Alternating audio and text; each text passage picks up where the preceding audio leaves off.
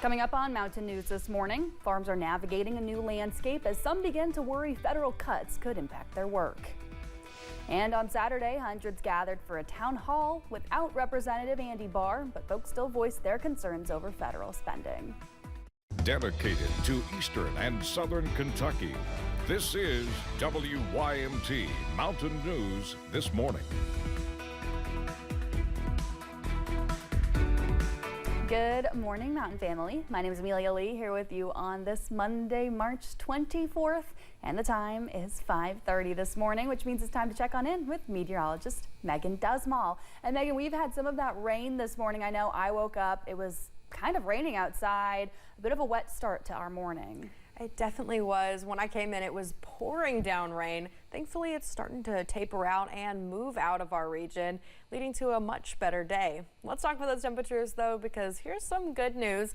We're off to a warmer start for some of our counties, up to 22 degrees warmer right now in Jonesville than it was this time yesterday. 20 degrees warmer in Monticello than this time yesterday. And even as we head through the next couple of hours, we'll still see some warmth coming on as high temperatures aren't going to be too bad. Here's a look at those current temperatures, though, mainly sitting in the 40s and 50s. And then we'll warm up, getting into the low to mid 60s for a high temperature, looking at the upper 50s as you travel more towards Wise. Here's a look at that live pinpoint Doppler radar over the past 3 hours. You can see we're mainly just looking at the rain lingering in our Virginia counties, and it will clear up as we're finishing off the day. Here's how the next 12 hours will be playing out. We're looking at sunny skies for the early morning hours, and as we head into the afternoon, we'll start to see the clouds rolling in, looking at partly cloudy by the evening. Amelia. Thank you, Megan. Well, some Kentucky farmers are worried they'll feel the impacts of recent USDA cuts. CBS reports that the Department of Agriculture is cutting 2 programs that connect local farmers with schools and food banks. The programs bring in nearly $1 billion to farmers across the country. Allie says that her farm in Bourbon County was able to grow because of the money the programs brought in. She's worried about what this means for her farm and others in the industry. The cuts that are happening are drastic for a small farmer, and so I do believe that it would be enough to put somebody under. She says the program helped connect farmers with the community, which would be lost if schools are forced to buy from wholesalers. The USDA told the Associated Press the programs were a legacy of the pandemic and are no longer a priority. Congressman Andy Barr is a hot topic of discussion among his constituents after recent protests against President Trump's policies. Their policies Barr has supported. On Saturday, hundreds packed the Kentucky Theater for a town hall organized by Gathering for Democracy. The group says the event was hosted for Andy Barr, but he didn't attend. Alyssa Williams was there to learn why. It's an event some of those in attendance say is aiming to restore democracy. I'm very happy to come out here and support the people that want to hear answers from our representatives, particularly someone like Andy Barr. Gathering for Democracy planned Saturday's town hall and invited Representative Andy Barr in hopes he would discuss cuts to Medicaid, federal firings, and other concerns about moves by the Trump administration. It impacts my life in every way possible: housing, health care, food, life. I'm fighting for my life here.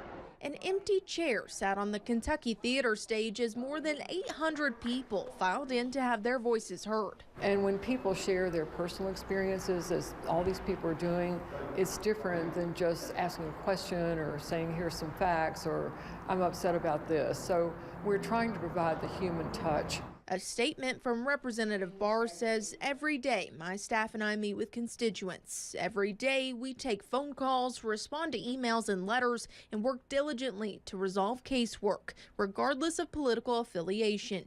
It goes on to say, quote, what we will not do is provide a forum for individuals more interested in shouting and grandstanding than engaging in a respectful and constructive conversation. For attendees like 72-year-old Campbell Welsh, she says she's fighting for similar rights today as she was when she was 17.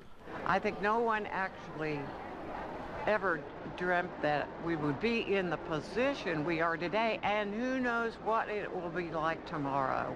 Barr also directly responded to a post about the town hall on Facebook by saying no amount of manufactured outrage by paid activists will stop the mandate for total overhaul of D.C., and that he stands with President Trump and Elon Musk in their fight to make America great again and government more efficient and effective. In Lexington, Alyssa Williams, WKYT. Congressman Barr will host a telephone town hall this evening from 7:30 to 9. People can join through his official Facebook page. President Donald Trump said his administration won't touch Medicaid, but that it will look for waste, fraud, and abuse. The reconciliation bill recently passed by the House of Representatives instructs the Energy and Commerce Committee, which oversees programs like Medicaid and Medicare, to cut more than $800 in spending. Kentucky Congressman Morgan McGarvey says 1 of 3 Kentuckians rely on Medicaid. We're talking about kids with cancer. We're talking about veterans who are contemplating suicide. We are talking about seniors. We're talking about working single moms who are just trying to get health care for their kids. These cuts, the way they've been proposed, are so severe that it puts all of that at risk. McGarvey says there isn't more than $800 billion worth of fraud available to do away with. Across the river from Louisville, folks from Jeffersonville, Indiana, protested potential reform to the United States Postal Service. The Department of Government Efficiency has suggested privatizing the Postal Service to compete with shipping giants like Amazon, UPS, and FedEx. Workers fear a universal service obligation would no longer be mandatory, meaning it has to deliver mail everywhere, regardless of distance or profitability. The on-again and off-again 25% tariff on Mexican products already has one industry paying the price. Businesses and consumers are stockpiling tequila amid the tariff uncertainty. CBS's Danya Backus shows us how it affects businesses and your wallet.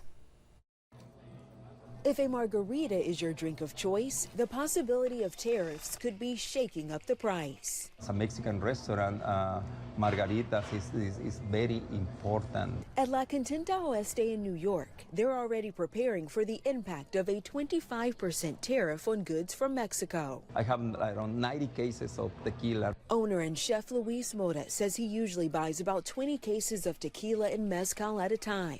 But since January, he's ordered about a 6-month supply, and he's not alone. Exports of tequila from Mexico to the U.S. jumped 35% in January and 25% in February compared to last year. We have Mexican products here. We sell nothing but Mexican products. In Los Angeles, management at Las Perlas Bar is waiting to see if the tariff, which has been paused until April while President Trump is in talks with Mexico's president, will be implemented. If so, I mean, for us, it's going to be a straightforward thing. We either raise the prices, or we take the hit. Analysts say even if the tariffs are not imposed, the uncertainty has already cost the tequila sector money and could cause a temporary slowdown in sales of the billion-dollar industry. Danya Backus, CBS News, Los Angeles.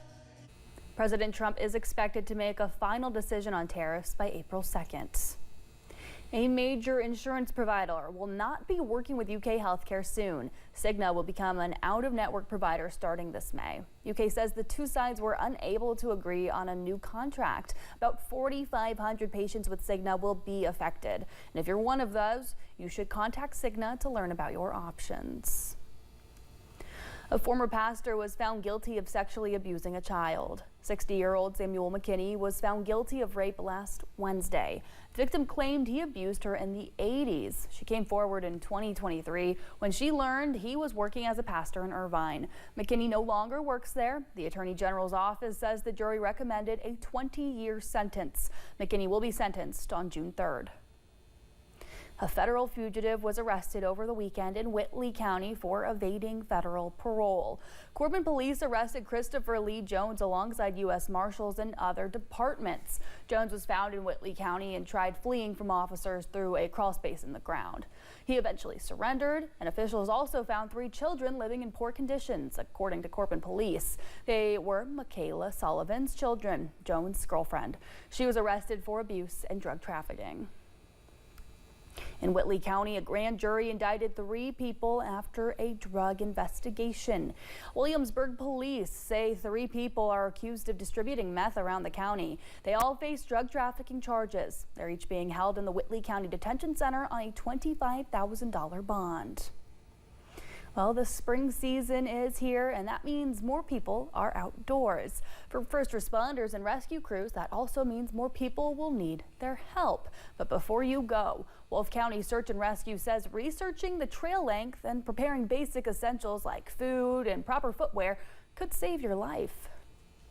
Do a little homework before you come here, and then once you get here, get out and enjoy yourself. Go at a reasonable pace, stay hydrated. We also recommend that people inform someone else, like where you're going. If you ever need help in the outdoors, you can still call 911 without cell service. Well, you can't have the Kentucky Derby without the Milliners and Sunday. Their hard work took center stage. The Kentucky Derby Museum held its hat fashion show featuring dozens of designs from 5 milliners. Many say it's an opportunity for them to connect with others and get a sense of what people will be wearing to the track.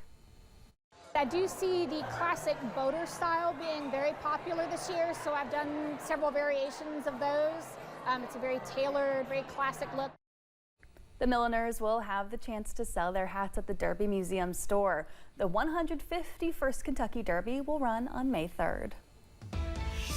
Still to come, one of the world's favorite natural redheads will soon be taking home a prestigious award given some of the world's greatest comedians. And rain chances remain in the forecast through most of the week. I'll tell you how much to expect up next.